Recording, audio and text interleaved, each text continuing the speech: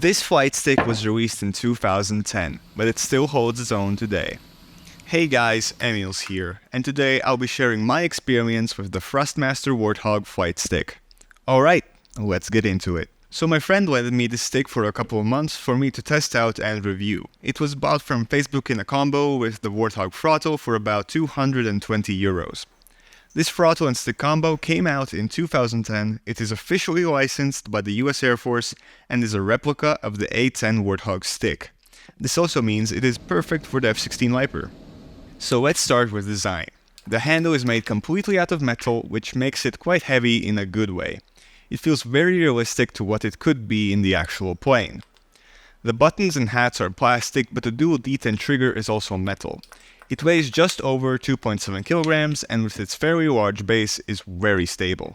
You can remove the grip and also get an F-18 grip separately, and the Thrustmaster grips can also be used on Whirlpool bases. Probably my favorite part about this stick is the amount of buttons. It has 19 action buttons in total plus the trim hat, which Thrustmaster is calling the POV hat, but let's be honest, most of us will be using it for what it was meant for. It has a dual detent metal trigger, which is very cool, but the second detent is a bit far and hard to push. If I would have to use the first detent to arm the weapons or ways and second to release them, then my finger would already get fatigued because of the resistance. I usually end up using only one detent. There is a push button on the side and one for the pickle button as well. They feel pretty good and don't have too much resistance. There are two 8-way hats on top of the stick as well, but it is quite hard to use the diagonals, especially on this castle switch, without pressing the other directions. The one under the pickle button was a bit better in that regard. One 4-way hat with a push button which is located on the left side of the stick that you can use with your thumb, and two pinky buttons, one which is activated with a lever. The one that is activated with the lever feels a bit mushy and I don't always feel when I have pressed the button. This could be due to it being worn, however. But overall, all the buttons feel good, and these are enough for most aircraft in DCS World. Plus, if you have a throttle, you might even have spare buttons.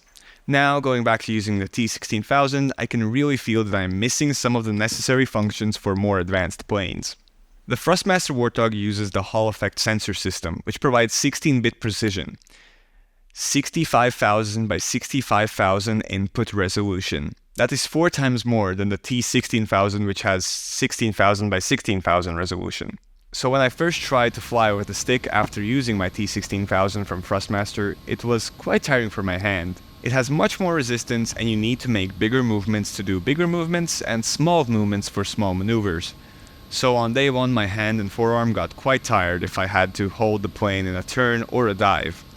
But I got used to it after a couple of days, and the feel of it while flying planes in DCS was amazing, and more professional.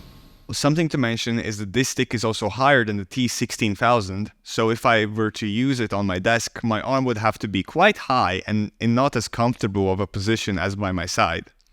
Also, my hands aren't that big, so I do have to reposition my hand a bit to reach all the buttons, which isn't really a con, it's just something to consider. As this stick was bought used, I have no idea how long it has been used for. One thing I noticed when setting up my axis is that there is a slight drift in the stick. Now, this isn't anything a small dead zone will fix, but this could be an issue after a while for this stick. And I couldn't find the definitive answer if it can be calibrated.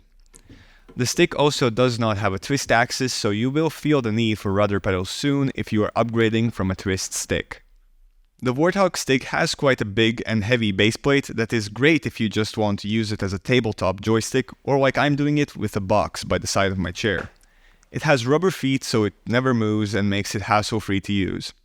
The baseplate also has 4 holes where you could attach it to your desk.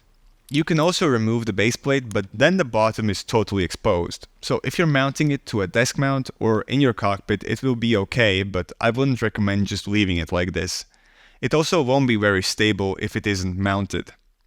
Thrustmaster also advertises that this stick is friendly with their ecosystem, which I agree with, and that you can use the Target software, which I have installed, but there really isn't much you can do with it. I was hoping for a built-in calibration to fix the stick drift, but you can only add dead zones and make configs. Never have used it and probably won't in the foreseeable future, at least for this stick. So this stick costs about $270 brand new, or $550 if you buy it with the throttle. You can also buy an F-18 stick for another $250. I will leave links in the description so you can check them out. Now, as I said, the stick with the throttle costs 220 euros used. That will probably roughly translate the same into dollars. So before you go and purchase it new, I would say check your Facebook Marketplace and see if someone is selling a used one. As I said before, the stick itself is compatible with the Whirlpool bases, so you could upgrade to a better base down the line while keeping the classic Warthog grip. For DCS, this stick is absolutely great and has enough buttons for most aircraft, even if you don't have a lot of buttons on your throttle. It has aged quite a bit, and there are similar options from companies like Winwing and Whirlpool that are similar, if not better. They do cost more, but they are worth checking out before making a decision. The Thrustmaster Warthog is a great upgrade from a stick like the entry-level T16000 or the Logitech X56. I hope this review is helpful for you guys. I will be making reviews on the rest of my gear as well, so make sure you subscribe so you don't miss future uploads. Alright, that's it for me, and I will see you guys next time. Bye!